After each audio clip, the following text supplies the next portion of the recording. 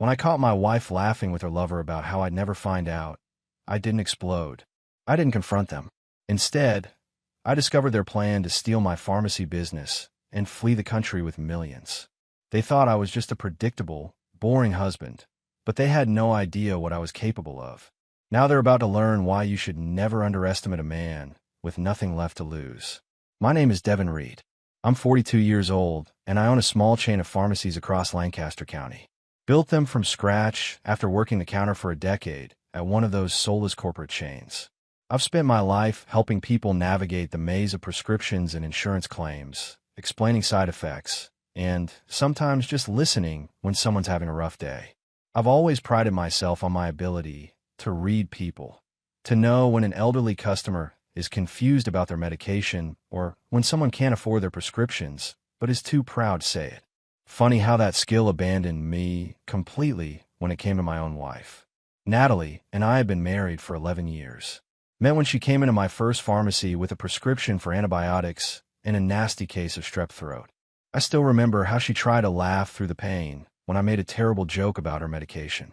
2 weeks later, she came back, supposedly to thank me for the recommendation on throat lozenges. 6 months after that, I proposed on a boat in the middle of Lake Wallenpaupack at sunset. She cried. I thought they were tears of joy. We built what I believed was a good life together. A renovated farmhouse on 3 acres just outside of town. No kids, something we decided on together after years of discussion. Instead, we had our careers, my expanding business and her work as a pediatric speech therapist. We had friends, weekend trips to the shore, and plans for an early retirement where we'd travel across the country in an Airstream trailer. Now I sit alone in our house, my house, with boxes of her things stacked in the guest room, wondering if any of it was real, or if I was just a convenient stepping stone for her until something better came along. That something better apparently had a name. Vincent. Vincent Keller. Attorney at law. A man who wears pocket squares and drives a Tesla. The first time I saw them together was pure accident. The universe's cruel joke. And that was just the beginning of how my life fell apart. It was a Tuesday evening in October when my world collapsed. The kind of fall evening that makes you appreciate living in Pennsylvania. Crisp air, leaves turning amber and gold, the smell of wood smoke drifting from chimneys. I was closing up my downtown pharmacy location, the original store that had started all. I'd stayed late to finish inventory and payroll, tasks I normally delegated, but had taken on myself because my manager, Sarah, was out with the flu. I was exhausted, looking forward to getting home, maybe convincing Natalie to open that bottle of Cabernet we'd been saving. When I pulled into our driveway, I noticed an unfamiliar car parked across the street, a sleek black Tesla with custom rims. Nice car, I thought absently. New neighbor must be doing well for himself. The house was dark except for the faint blue glow of television light coming from our bedroom window. Natalie had texted earlier that she was tired and might be asleep when I got home. I entered quietly, not wanting to wake her if she dozed off. I made it halfway up the stairs when I heard it. Laughter. Not just Natalie's familiar melodic laugh, but a deeper sound. A man's voice, low and intimate, followed by the clink of glasses. My hand froze on the banister. My heart stopped, then restarted with painful force. You're being paranoid, I told myself. It's probably the TV.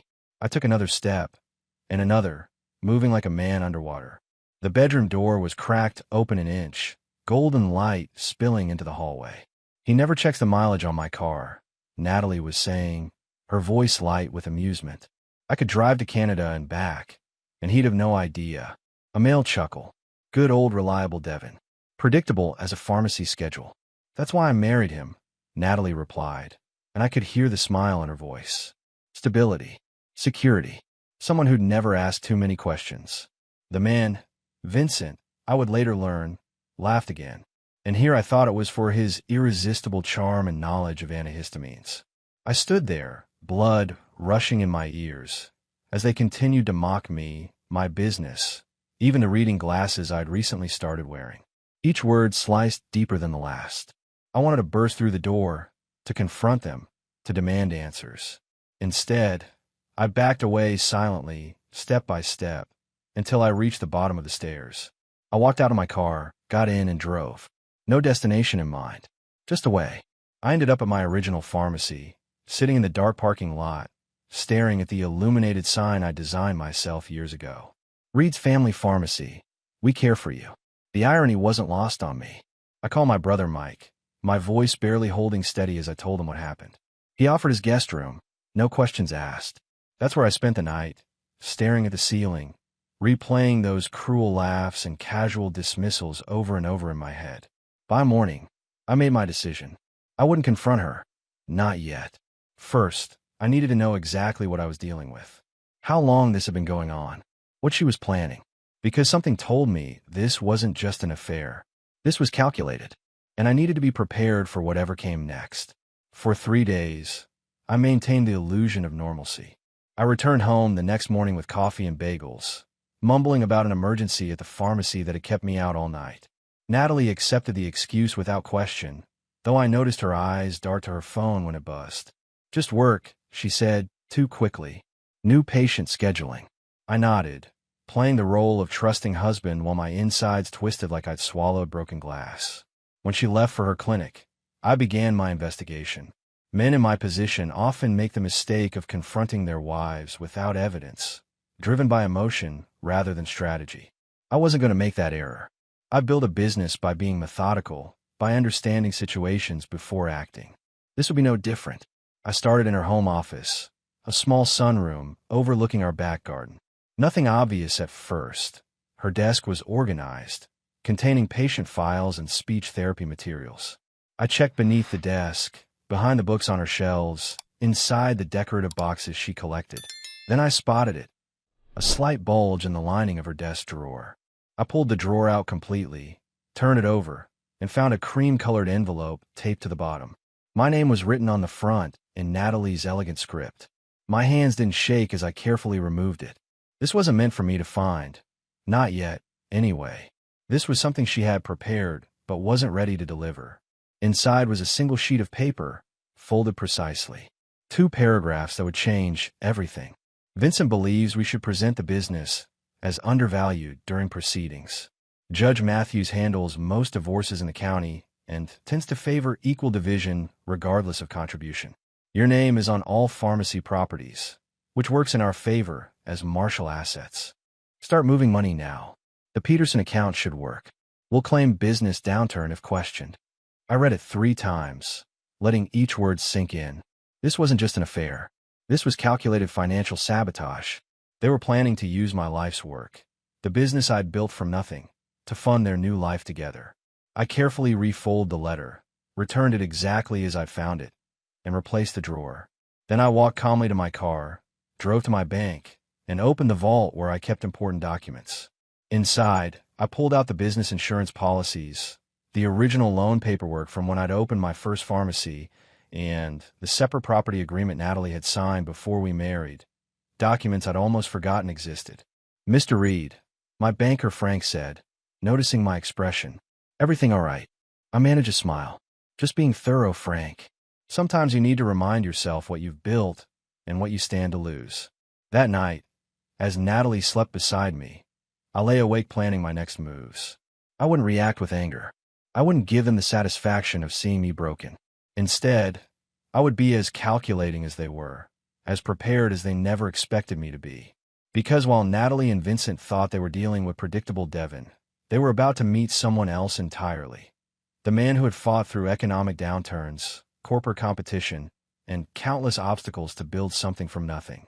A man who wouldn't go down without a fight. The Peterson account they'd mentioned in the letter wasn't a business account I recognized. It took me 2 days of careful searching through Natalie's things to discover it was a joint account she'd opened with Vincent 6 months ago. How she'd managed to hide the paperwork, the debit card, the statements all this time was almost impressive. What wasn't impressive was their plan to use it to siphon funds from my business. A plan I discovered was already in motion. I spent a Saturday morning at my accountant's office, Robert Shun, a friend from college who'd helped me structure my business from day one. The numbers don't add up, Devin, he said, pointing to discrepancies in recent financial statements. These inventory costs are inflated by at least 20%. And these consulting fees. Who's Margaret Welford? We've never used her services before. Margaret Welford, my mother-in-law's maiden name. Another piece of the puzzle fell into place. How much has been diverted? I asked, my voice steady. Robert adjusted his glasses. By my estimate, about $87,000 over the past 4 months. Small enough increments not to trigger any alarms, but it adds up. I nodded, thinking of the Tesla parked across from my house that night. The unrecognized weekend trips Natalie had been taking. The sudden interest Vincent had shown in pharmaceutical contract law. I need to document everything, I said. And I need to stop the bleeding without tipping them off that I know. Robert leaned forward. Devin, this is fraud. You could press charges. Not yet, I replied. First, I need to understand how deep this goes. That afternoon, I installed a small recording device in our home office and another in our bedroom. In Pennsylvania, recording a conversation you're part of is legal. Recording others' private conversations isn't. But at this point, I needed leverage more than I needed to follow technicalities. I also hired a private investigator, a former client whose wife I'd helped during her cancer treatment, giving her medications at cost when their insurance failed them. He owed me, and I needed someone discreet. Just follow them, I instructed. Document where they go, who they meet, especially any interactions with attorneys or banks. The hardest part was maintaining the facade at home, smiling at breakfast, making small talk about her day, pretending I didn't notice her whispered phone calls or the way she always angled her laptop screen away from me. I even suggested we take a vacation together, maybe in August, once the summer rush at the pharmacies dies down. That sounds wonderful, she'd replied, her eyes not meeting mine. Let's plan something. All while knowing she'd already booked tickets to Barbados with Vincent for July. Information my PI had uncovered within 48 hours of me hiring him. At night, I'd lock myself in my downtown pharmacy office, creating a documented timeline of events, securing copies of financial records, and most importantly, developing a strategy for the inevitable confrontation. Because it was coming. The question wasn't if they would make their move, but when. And when they did, I intended to be ready. The private investigator, Jack Turner, delivered his first report a week later. We met at a diner off the highway, the kind of place where truckers stop for coffee and no one pays attention to conversations.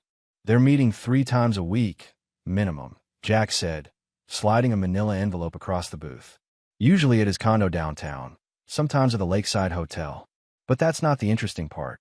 I opened the envelope to find photos of Natalie and Vincent entering an office building on Market Street.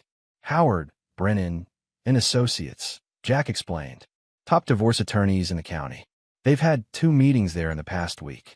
I nodded, examining the timestamp on the photos. The pieces were falling into place. There's more, Jack continued, pointing to another photo. That's them at First Commonwealth Bank on Tuesday. I couldn't get close enough to see what they were doing, but they were there for almost an hour. First Commonwealth, where my business held its primary accounts, where Natalie had been added as an authorized signer years ago, just in case something happens to you, as she'd put it. I need to know if they've accessed my business accounts, I said, keeping my voice steady despite the anger building inside me. Jack nodded. I'm working on it. Got a contact at the bank who might help, discreetly. That evening, I called my friend Daniel, who managed the downtown branch of First Commonwealth. Golf buddy, occasional poker player, father of a son whose severe allergies had once been caught by my careful double check of a prescription. Just checking account activity, I explained casually. Been some odd charges lately. Daniel was professional, but helpful. Looks like there was an inquiry about wire transfer limits on your business account Tuesday afternoon. No actual transfers, just questions about procedures. My jaw tightened. They were preparing to move money, my business's money. One more thing, Daniel added. There was a request for duplicate account statements going back 3 years. Approved by your wife, since she's on the account. Standard procedure for tax preparation, she said. Standard procedure for divorce preparation was more like it. Building a case for what assets existed, where they could be found, how they could be divided or taken. I thanked Daniel and hung up, staring out my kitchen window at the garden Natalie had designed but rarely tended anymore. The garden I still watered faithfully, even now. My phone buzzed with a text from Robert Shun, my accountant. Discovered something. Need to talk. Tomorrow morning. Another piece of the puzzle was about to fall into place. And with each new revelation, my resolve strengthened. This wasn't just about money anymore. This was about justice. They've filed, Robert said grimly, sliding the legal document across his desk. Petition for divorce, citing irreconcilable differences. I skimmed the filing, noting the claims about joint contributions to my business, statements about Natalie's pivotal role in the pharmacy's success. Pure fiction, but crafted convincingly. Judge Matthews, I noted, remembering the letter I'd found. Just as they planned. I showed up late to court on that first hearing day, not by choice, but because of a genuine emergency. A delivery truck had crashed into the front of my original pharmacy location, shattering the windows and damaging inventory. As the owner, I had to deal with police reports, insurance adjusters, and making sure my staff and customers were safe. By the time I arrived at the courthouse, sweating and disheveled in the same clothes I'd worn since 5 a.m., the preliminary hearing was already underway. I slipped into the back of the courtroom, trying to be inconspicuous. Natalie and Vincent sat at the front table with their attorney, a silver-haired woman in an impeccable suit. When the door closed behind me, Vincent glanced back, nudged Natalie, and they both turned. The smirk that passed between them was unmistakable. They thought they'd won before we'd even started.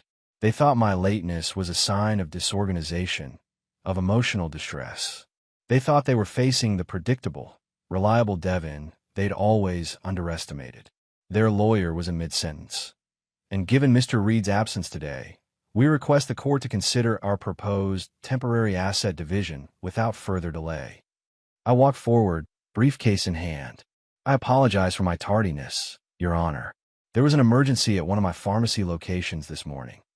Judge Matthews, a stern-faced woman in her 60s, looked up from her papers. Mr. Reed, we were beginning to think you weren't joining us. Nothing would have kept me away, I replied, my eyes fixed on Natalie, whose smirk had faltered slightly. I took my place at the other table, alone except for the extensive documentation I'd gathered over the past weeks. I didn't need a lawyer yet. This preliminary hearing was just setting the stage, and I wanted Natalie and Vincent to keep believing they had the upper hand. Because sometimes, the best strategy is to let your opponents think they're winning, right up until the moment they realize they've lost everything. The preliminary hearing ended with a standard temporary order. Neither of us could sell assets, empty accounts, or make major financial changes while the divorce proceeded. Judge Matthews set a full hearing date for 3 weeks later.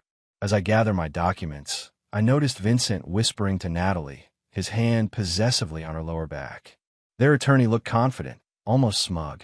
They thought this was just the beginning of their victory. I walked out of the courtroom alone, maintaining my composure until I reached my car. Only then did I allow myself a moment to exhale, gripping the steering wheel until my knuckles turned white. My phone rang, my brother Mike, checking in. How'd it go? He asked. About as expected, I replied. They think they have me cornered. You need a lawyer, Devin. A good one. Working on it. Just need to figure out who. A tap on my window interrupted me. I looked up to see a woman I vaguely recognized. Natalie's younger sister, Cassidy. We'd never been close. She lived in Chicago and visited rarely. I'll call you back, I told Mike, then rolled down my window. Cassidy, can we talk? She asked, glancing nervously toward the courthouse doors. Not here.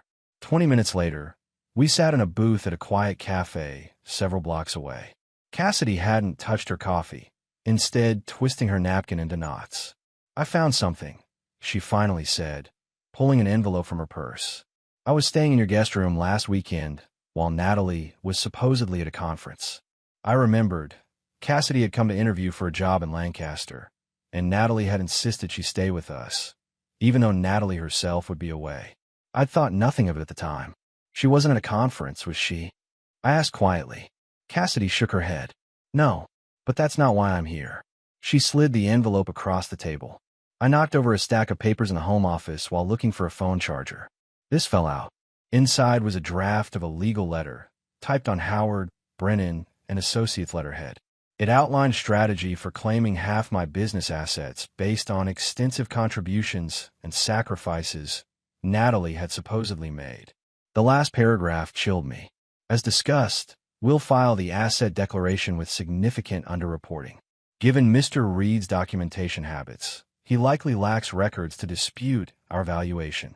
Judge Matthews typically sides with initial declarations when counter-evidence is limited.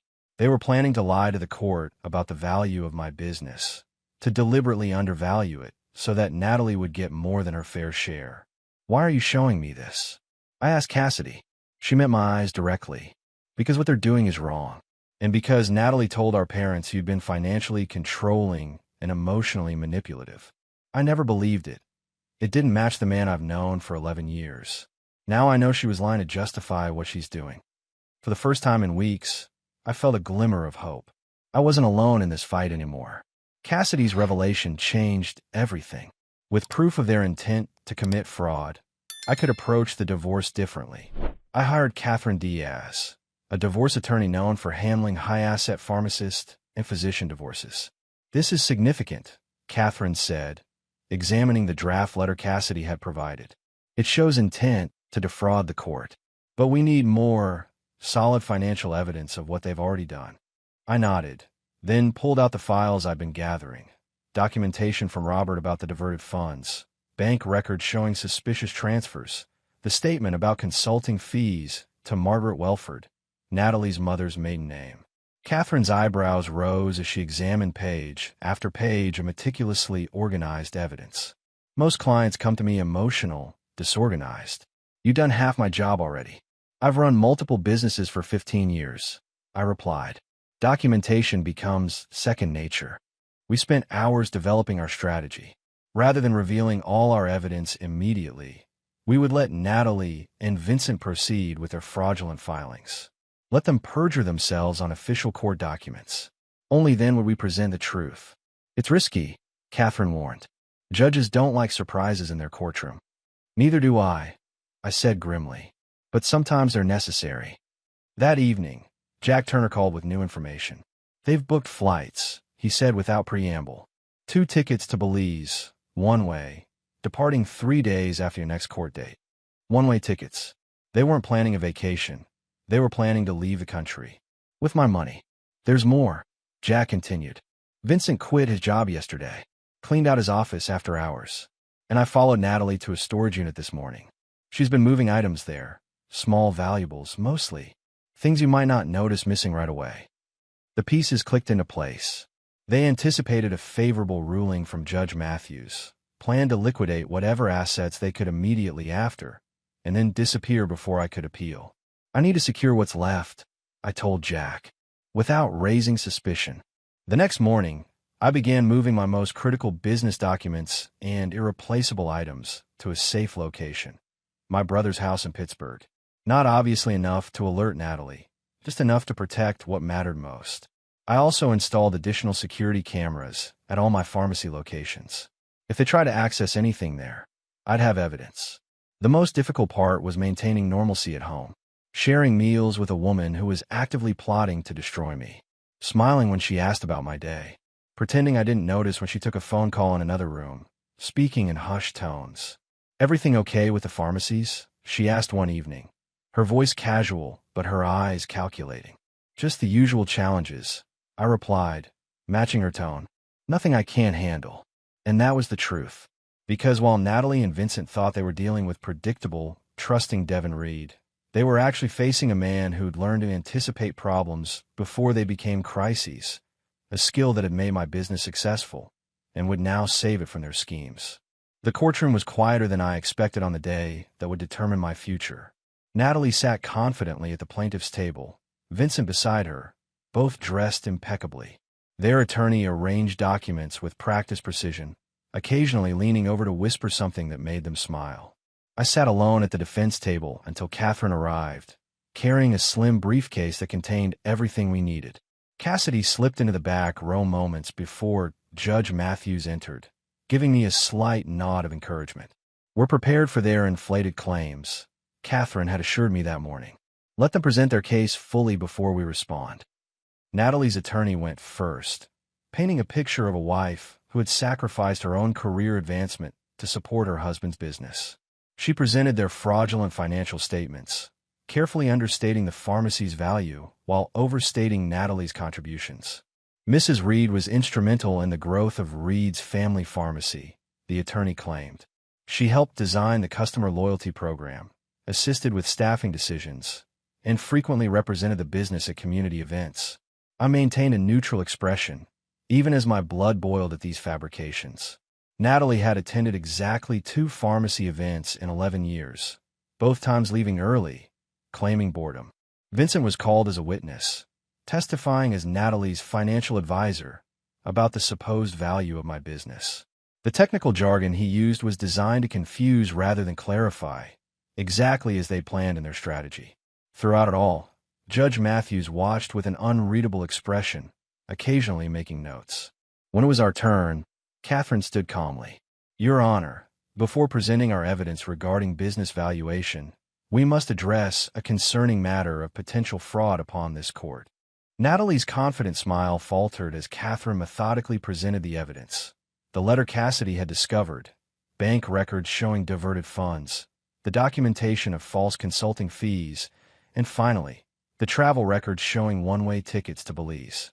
This isn't just an attempt to secure a favorable divorce settlement, Catherine concluded. This is a coordinated plan to commit fraud, misappropriate business assets, and then flee the jurisdiction. Judge Matthews' expression darkened as she reviewed our evidence. Mrs. Reed, would you care to explain these discrepancies? Natalie glanced desperately at her attorney, who appeared equally shocked. Vincent stared straight ahead, his jaw clenched tight. What followed was 30 minutes of increasingly desperate explanations, contradictions, and finally, damning silence. In light of this evidence, Judge Matthews said, her voice stern, I am ordering a complete forensic accounting of all assets and referring these matters to the district attorney for potential criminal investigation. For the first time since this began, I allowed myself to exhale. This wasn't a victory. Not yet. But it was justice beginning to take form. 6 months after that final hearing, I stood behind the counter of my downtown pharmacy, filling prescriptions and greeting customers by name. The routine was comforting after the chaos of the previous year. The divorce had finalized 3 months earlier, with terms far different from what Natalie and Vincent had planned. Instead of walking away with half my business, she received only what the law entitled her to from our personal assets, and nothing from the business she'd tried to devalue and steal. The criminal investigation was ongoing. Vincent had fled to Mexico when charges were imminent, but Natalie remained, having accepted a plea deal that included restitution for the funds they diverted. Cassidy had moved to Lancaster permanently, taking a job at the local hospital. We met occasionally for coffee. Our unexpected friendship, one positive outcome from the wreckage of my marriage. Mr. Reed, a voice interrupted my thoughts. Mrs. Abernathy, one of my oldest customers, stood before me with a prescription. I heard you're expanding again. That new location by the highway. I smiled. Yes, ma'am. Opening next month. Good for you, she said firmly. After everything, you deserve it. After everything had become a common phrase among those who knew my story. It was their way of acknowledging what I'd been through without dwelling on the details. As I locked up that evening, my phone buzzed with a text from Sarah, my pharmacy manager who'd recently agreed to a dinner date after months of professional friendship. Still on for tonight? I smiled as I replied. The future I'd once planned had been destroyed, but from its ashes, something new was emerging, something built on honesty and respect instead of deception. The betrayal would always be part of my story. The pain wouldn't completely disappear, but I'd survive with my business intact and my integrity uncompromised. I'd faced the worst and remained standing. In the end, Natalie and Vincent had underestimated the very qualities they'd mocked: my reliability, my attention to detail, my methodical approach to problems. The traits they saw as weaknesses had proven to be my greatest strengths. As I drove toward the restaurant where Sarah waited, I felt something I hadn't experienced in a long time. Peace. Not because everything was perfect, but because I'd weathered the storm and emerged stronger, wiser, and ready to begin again. Some men are broken by betrayal. Others are forged by it. I'd chosen the latter, and that has made all the difference.